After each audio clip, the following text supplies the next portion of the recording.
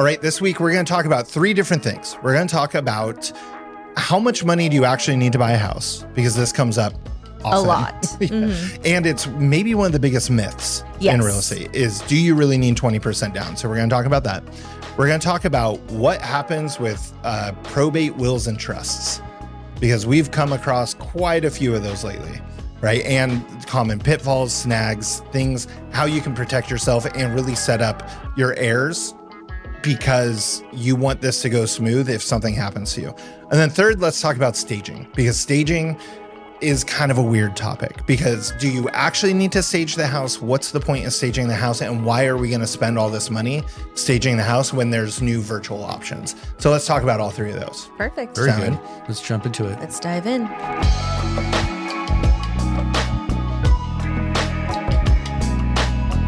All right. So number one, how much money do you actually need to buy a home? Besides your mortgage. Obviously, your mortgage is one thing. $1 billion. Right. Yeah. The common myth is that you need 20% down. And I don't even know back in the day, did they really actually need 20%? Like, it's always kind of been like the number. I think it's always been to just avoid PMI, like that. They think that that's very scary. It's a safe it puts the bank in a good position, right? So that's the whole thing. The reason they're comfortable with that, they're in a good equity position. So anything less than that, there is more risk. But if we look at the way real estate has appreciated over the last 40 years, we take 4 decades, and you average that out, and it's 8% a year appreciation. If you're able to get into a house with less down, I mean, it's a huge advantage, right? Yeah. So you should really, get in if you can get in with 5% down, 10% down, or maybe I've heard even as low as 3.5 if you're a first time buyer. There you go. And then there's some products for, call it special groups of people, where you can get down to 0%. Oh yeah. Or first time buyer programs, things like that. Mm-hmm. But Vanessa, you mentioned PMI. What's that mean? That's private mortgage insurance. So if you're giving anything less than 20%, you will be paying PMI. Right. So it's basically the bank saying, hey, because like Eric said, it's more risk if we're less than 20% down, we want the buyer to pay into this little insurance policy. So if something happens where we have to take the house back in the future, they have an insurance policy basically that's going to help them be whole to that 20%. And that number can totally change, right? It'll change based off of the market. It'll change based off of how much down. So the more down you have, the lower the number is. But something we've always seen people kind of want to avoid it. Like Vanessa, you just said, oh, if you get up to 20%, then all of a sudden you don't have PMI. But how much is PMI actually costing? Like we're in a high price point market. Does anybody know? Like, I don't know the exact number, but I know that it's gone down quite a bit. It was a lot higher. I mean, some people are paying, $400 a month in mortgage, but I've heard stories it was down to like 150. 170 is what I was hearing from our lender. So I guess it probably depends on the loan amount, right? Yeah. If it's a lower loan amount, it probably has something to do with the loan amount, but it is a lot better, a lot more affordable than people think it is. And when you do the math, and again, with the appreciation in real estate, you do see that makes a lot of sense to jump in when you can. Exactly. And that PMI, you don't think it's a bad thing. It allows you to get in the game. And our lenders have told us that there's ways, when your home appreciates, then you can actually use that to get rid of PMI. So there's different, strategies to go about that. 100%. One of the cases we looked at was, because we're in a high price point market, right? It was sitting around county average about 1.2, 1.3. And so million. So people kind of just assume it's going to be that. What if it's $400, $500, $600, $700 a month more? So we ran numbers to say, if it's $1 million purchase, and I want to say it was 10% down, the PMI was, if they had good credit, the PMI was only $85 a month. Now, this was a couple months ago, things changed, so that's not a quote, but just goes to show, okay, if it's really that low, if you have the person that says, well, I'm going to wait till I get 20% down versus a person that says, I'm just going to buy now and pay my PMI, the person that goes through the purchase now, they end up saving so much more money. I think they could buy their house 6 years sooner than the person that doesn't. So then they're not subject to the landlord raising the rate every year. They're not subject to all the different wildness of being a renter, and they're appreciating. And then we also hear that people want to, wait because they want to save up all this money. By the time they save 20%, the house is worth more. So now they have to save even more. So it's just a game of, chasing we know your tail. Over time, real estate appreciates, just historically. I just met with a client yesterday who I sold a home to 10 years ago. They use an FHA loan. They put 3.5% down on a $500,000 house. And at that time was a lot of money. Yeah. And it just got evaluated at $1.7 million. And they owe $150,000 on the house. Stop. Yeah. So, I mean, off a 3.5% initial investment. So they put down $18,000. Oh my so God. There's a story, right? That now they're set, right? They basically have a ton of equity. They could use that to leverage to buy another investment property, increase the size of their home, all of that with an, $18,000 investment. So powerful. Yeah. I mean, Vanessa, you just had one. Was he 5% down? First time buyer? He was actually 3%. 3%. Yeah. Right. And first time home buyer, there's those programs that do help you come in with less. So he was actually able to do 3%.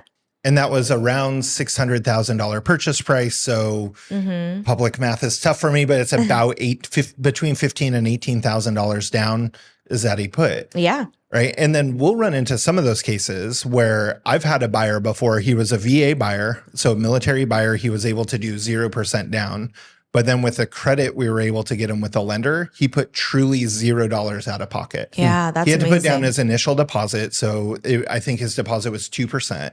So he put that down up front and got every penny of it back at closing. That's awesome. So he went from I'm a renter to I'm an owner with no money out of pocket. That's amazing. Yeah. And there's ups and downs to all the programs. Like it's like with the VA one, there's a funding fee included in there. So it's 1.5% to 3% of the loan amount, gets added in. And so there's ups and downs, but it makes it so much more attainable for a lot of buyers. Another point to that though is people ask, how much money do I need to buy this home? So we're only talking about the down payment, but people forget that closing costs are also a cost that's associated with the purchase. So, also realizing either getting a credit because you know that you need one to help you pay that, or, realizing that that's how much you're going to need and then budget for that accordingly.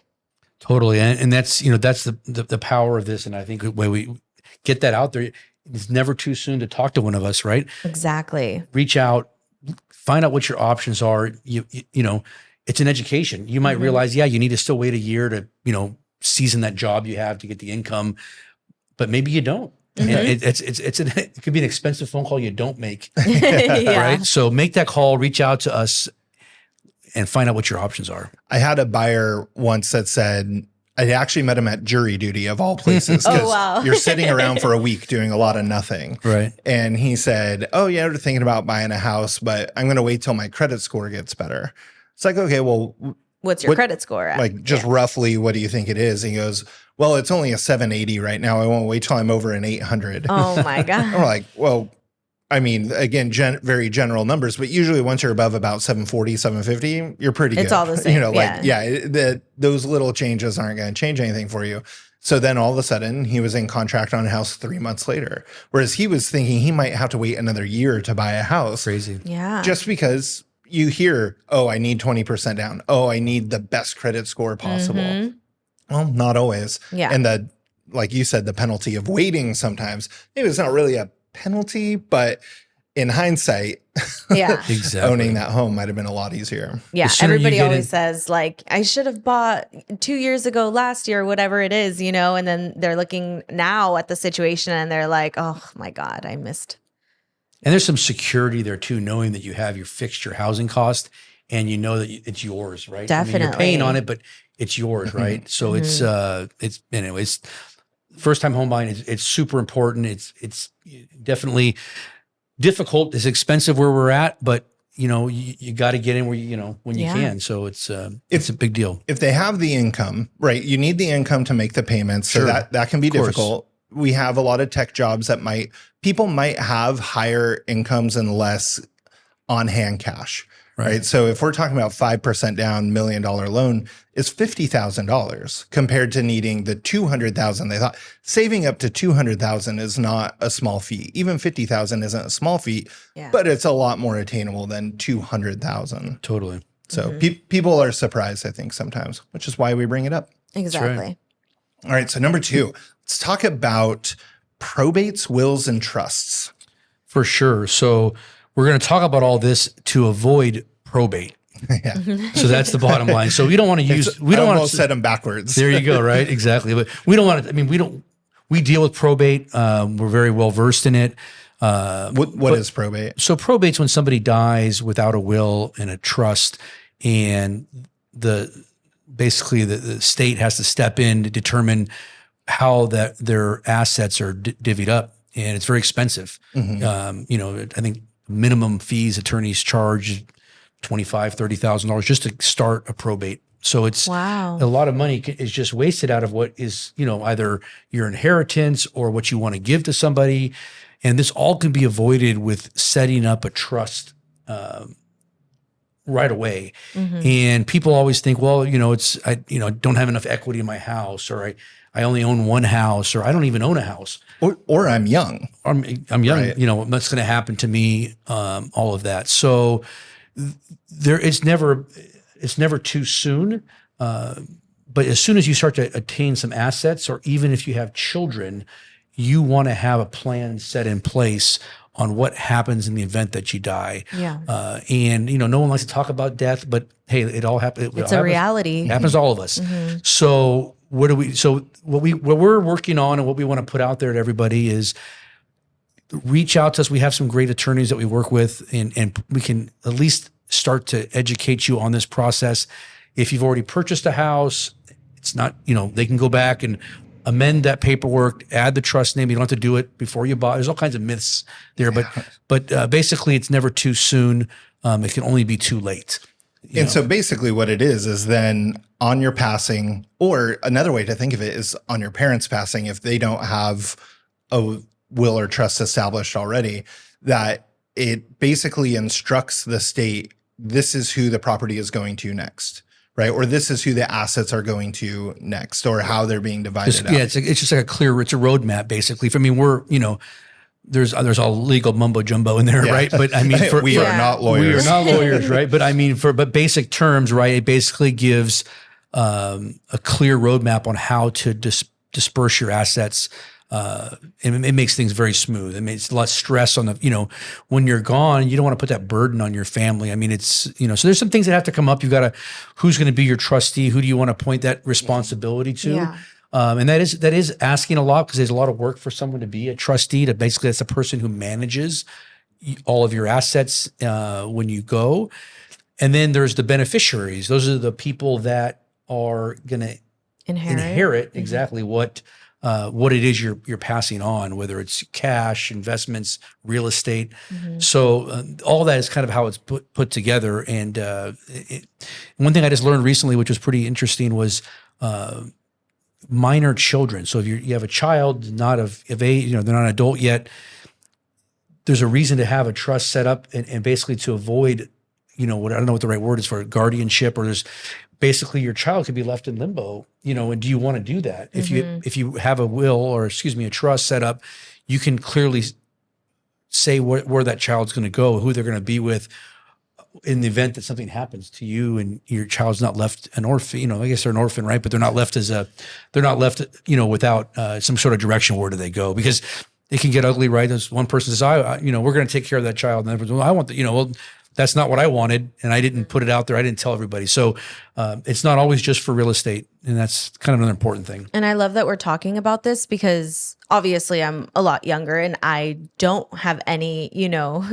idea what that entails. No children, no property owned yet, so listening to all of this, it's something that I'm taking and telling my family, like, hey, we need to do this. I'll ask my aunts and uncles, hey, do you guys have this set up? So I also love that we're going to be, hosting these classes for our clients in case they don't know what that entails or what that process is like. We can really educate them and get them all set up. Most definitely. And I think that point too about like how much it costs and things like that, like we'll let an attorney speak to that, but I think it's a lot more affordable than people think. Yeah. And there's always like the initial setup and then the maintenance of it. You can go back to it as often as you need and say, okay, well, we need to move this property into the trust, or we need to add this beneficiary, or as things change. But my family's going through a thing right now where somebody had a trust. There's now a challenge to it. And even though it was established, somebody has challenged it saying, no, we think this other document supersedes it. They're now at about 18 months. And I don't even know how big the legal fees litigation? Wow. Yeah. And a lot of that's just because of how long the process is. It takes because a long time. the courts are backed up with all the different things that they have. We heard one trust attorney recently say she knows of a case that's been going for 7 years. Stop. That when they filed it with the county to say, okay, like here's our new case, like we need to get this looked at, they said we're at least 15 months from even looking at that piece of paper. Oh, wow. And so when these things are set up appropriately by the right people that know what they're doing, it is something that can greatly speed up that process. So then your family, and again, like kind of going from more the standpoint of if somebody's younger thinking, oh, I don't need to have this set up yet. Okay, well, one, you do, but two, how are your parents set up? How are your grandparents set up? This was a situation that I just dealt with. I asked you guys, I was like, who do you guys know? I need a good real estate attorney because my friend, her guardian passed away. They had a will, or actually, I don't think they had anything set up. They didn't have a trust. They didn't have a will, anything like that. And it was fractional ownership. So now she's having to deal with the courts. And it's definitely a daunting process, especially I feel like in my culture, we weren't taught to set up trusts. Like there's nobody telling us what to do. So it's really like you're going in blind. So thankfully you guys have us as a resource to guide That's you. That's right. You know, people don't realize that, but we see it, you know, in our industry in real estate, you're dealing with everybody's largest asset. And so there's all these life events that we see and we deal with. And so we do see it all. And, you know, I'm glad that we're able to, you know, put this on. I look forward to setting up this, you know, seminar, what we do, or class that we can do for our clients to educate them on, you know, on the power of having a trust and a will set up. And so that'll be some cool stuff to launch absolutely. in the very near future. Yeah, I think probably end of summer. Kind of like let people get through the summer of go hang out with your family. Then when you're done hanging out with them and you're like, oh, I actually do like them. I want to make sure they're taken care of. Great. We'll have a class for you and get you connected with the right people. Exactly. Yep, for sure. And I'll definitely work on finding a Spanish speaking attorney that can help as well, because I know a lot of my clients are Spanish speaking and I would love to be able to, you know, provide that service to them. Yep. Totally. We'll be your connector. Yeah. Like the air traffic controller, just hand out people. There you Love go. it. All right. So then the third thing we were going to talk about we were almost like, okay, if there's something that you could like educate somebody on that we run into often, one of the things we were talking about was the need for staging, right? So staging can be a couple different things. It could even just be getting a house. Like if somebody, when we go to sell the house, if they're still living in it, getting their current situation to look a little bit more better. Like I'll be honest, just some of the houses we look at, they could use some freshening up. But really what staging is getting the house to physically look like something somebody wants to buy. Mm-hmm. Right. So we like to say logic makes somebody think about they want to buy the home. Like it's priced right. It's in the neighborhood that they love. But emotion is the thing that makes them say, no, I'm going to make an offer. Mm-hmm. And the staging is what drives the emotional side of it. Right. Absolutely. 100%. And the power of staging is amazing. I mean, it's the best ROI, return on investment out there on any sale prep item that we do. And what it is people they walk into a house, they don't want it to feel like it's not their house. Somebody else is living here. They're inconveniencing them by coming to look at it, or it, you know, there's just doesn't feel welcoming as they're accustomed to. So by staging the property, it just looks clean. It looks fresh. It looks, you know, it's like a model. Right? It looks like you walked into IKEA. Right. We all wish we lived like that. It's like, wow, you know, it's like, whoa. It's all perfect, right? There's no extra things anywhere. But anyhow, it showcases the house. It really pops it, you know, and it also takes, you know, if there's a few blemishes in the house, you know, it kind of takes a detractor from some of that. You know, it's like, it's, you know, hey, absolutely, that's not the most beautiful window in the world, but hey, but there's some good art and curtains hanging from it, all of a sudden A lot of great. natural light. Yeah, versus it being vacant, stark, and I remember the very first time I used a stager 8 years ago, my first listing used a stager, and they come in, and I kind of thought they're just going to show up with a truckload of furniture. Just here you go, and we're going to pick some pieces and throw them in there. And instead they say, okay, well, we need to go visit the property the first time, like as a consultation. So they come out, we meet with the seller, wasn't even there. They kind of just trusted me to do it. They didn't care. So they bring their designer out, and the designer's sitting there like, okay, there's this really long hallway. I want a piece of art down there. And we need this style of furniture. So, especially in Santa Cruz, we might have like more beachy versus something more mountainy. That's different furniture. Right. And so they sat there with like this hypercritical eye, kind of like you just said, okay, well, maybe the windows are that delaminated kind of foggy. Maybe we want their eyes away from that. How do we physically direct their attention over here? And it's not to say to even get their attention away from it, but to really get focused on, oh, I love this living room. I could see myself living in this living room. Exactly. Versus, oh, here's a little problem I want to focus on. Yeah. I love too when I'm hosting an open house or something and like people just get comfortable and you could see that they're just like really like enjoying it and taking it in, and they're like, yeah, Exactly. Yeah. It's a good point. I just went and met with a potential seller where it's a very odd layout.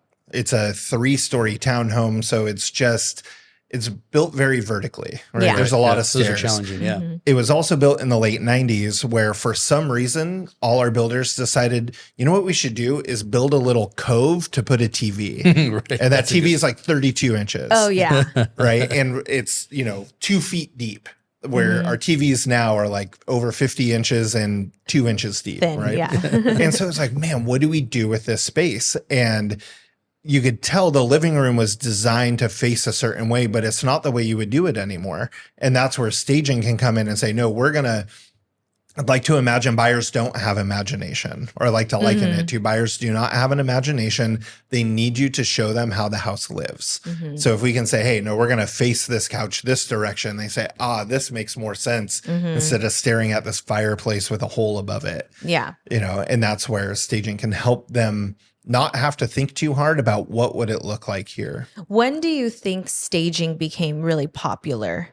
You've been in the industry for a while. When do you think you saw that switch where people were like, yeah, we need to start staging, No, it's been going on for 20 plus years. I mean, we just got away from it in the recession time. Everything was depressed, I will say. And so we didn't see a lot of it. It kind of went away like, 2009 to 2012.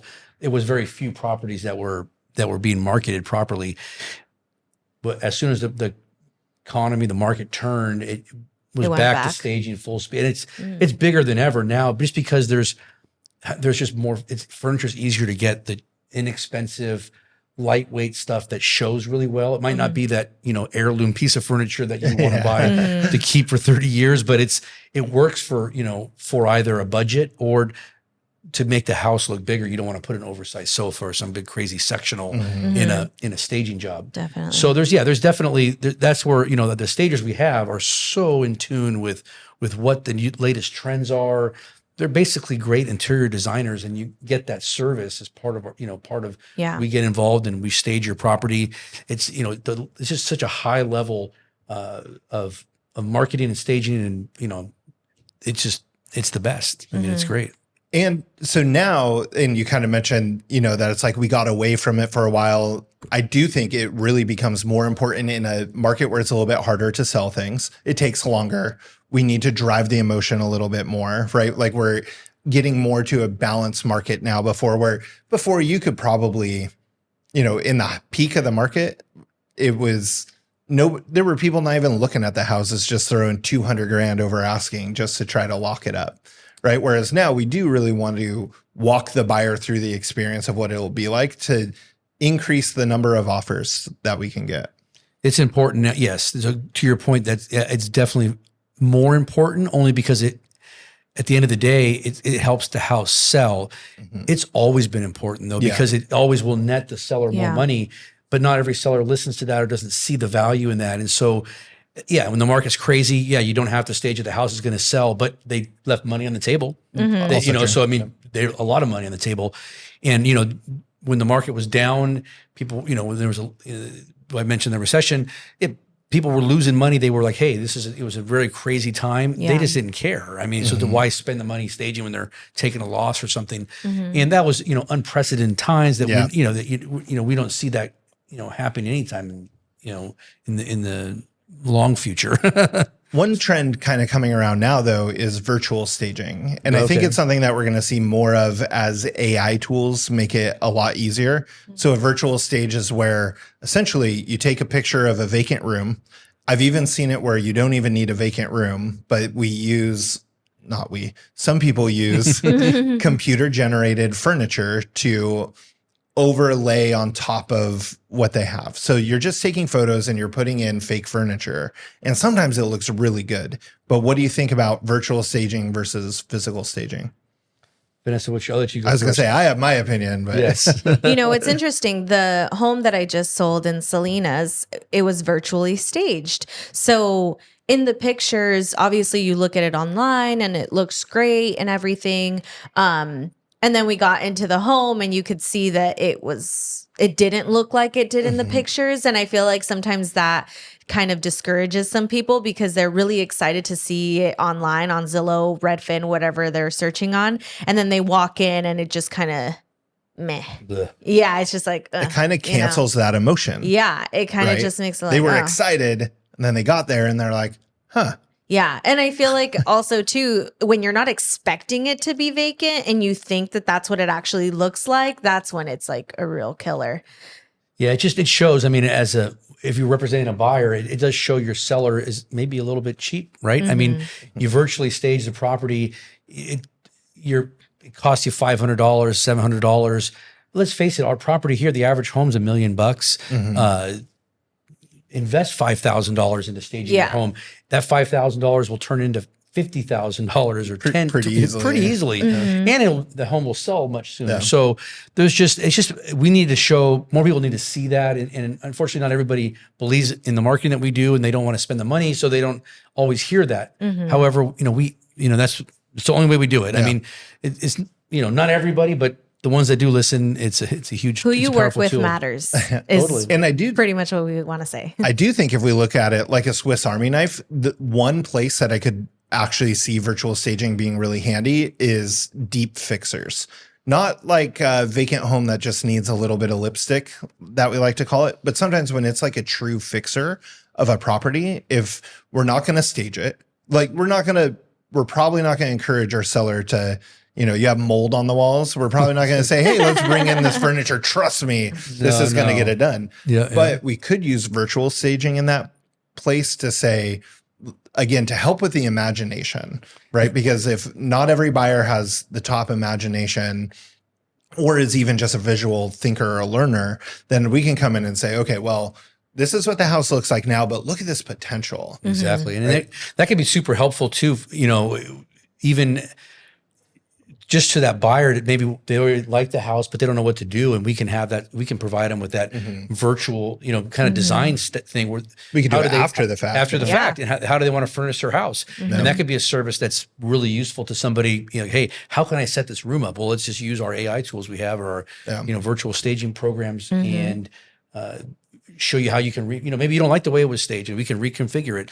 And it's pretty cool. I mean, it's pretty powerful. I think that's the wave of the future. And so there's a place for it, but bottom line is, but buyers don't want to walk into the house and it feel cold and empty. And again, to my point earlier, then the house, you see its blemishes and its flaws. Not that we're hiding them. We're just not spotlighting them. Yeah. That's all it is. We're still disclosing all that. It's just people's eyes tend to go towards what is good looking, and if that's what they're going to focus on versus something that's not. We went to one once that was virtually staged. We knew it was virtually staged. It's fine, but it was gorgeous. And then we walked in. The agent had all the blinds shut, all the lights off, and it was freezing cold. And it's like when we talk about emotion, that if the staging helps drive emotion, it's like they went from excited looking at something that physically looks warm, and then they went into this property and it was actually cold. People don't generally like to be cold unless it's blazing hot outside. That's fine. But it's like it literally, you can watch the deflation of people when they walk in. And at one point, we couldn't even figure out where one of the rooms was because you're like, which one is it? The virtual staging was kind of so intense, we could not find the room. And it took a while. And we had the photos on their phone and we're like, oh, it's this room. It's like, okay, well, now you kind of just really irritated the buyers. And they never wrote an offer. That house sat on the market like 90 days in a time when houses were sitting on the market 12. So not saying it was the staging, but the staging didn't help, or the lack of staging didn't help it.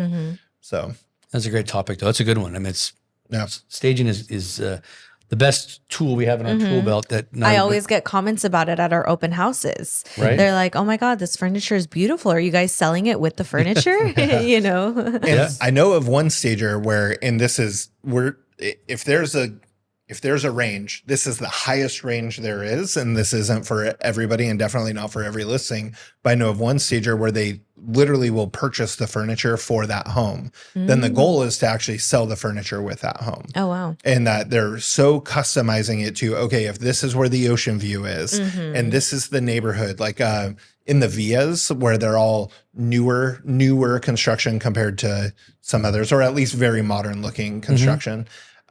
So they choose furniture that matches it, but also matches the beachy vibe. And they purchase all this furniture. And then the option is, okay, we can now sell it back to the company at a discount, or you try to sell it to the buyer. Yeah. And especially in beach neighborhoods, there's often they'd be fine purchasing it. Yeah. And in these like luxury listings, sometimes you see the perfect table that is meant for that room. And you're like, I need the whole house and that table with it, It works perfectly. That house, the yellow one we sold down the street here in the village, it was, they bought all the furniture. From the staging company? So boom, they were like ready to roll, and it was turnkey. So they moved in, it was perfect. It had that whole beachy vibe. It fit the house, was super cool. It fit it perfectly. So, and it's a vacation rental, so it's like they didn't want to have to go invest like in the furniture's already there. Like now, just they're like, throw someone in it. Problem solved. Plug and play. Exactly. So there's places for virtual. We also like physical. Every now and then, don't stage it at all. If that's the choice for that house. Totally. Cool. Good stuff. Yeah, that's it for this week. So if people have questions, like tell us what they are and we'll answer them. Yeah. Because we literally want to just come up with things to talk about. We like talking about what is it that the questions we're hearing most from people. So all three of these have come up in the last week or two. Yeah. So give us your questions and we'll answer them then. Yeah. So if any of you guys have a topic you want to talk about, let us know, right? We'll bring it up next time. Yeah. Sometimes it's harder to ask a question one-on-one, but if you want us to act like it wasn't you that asked the question, we got you. Right? Yeah.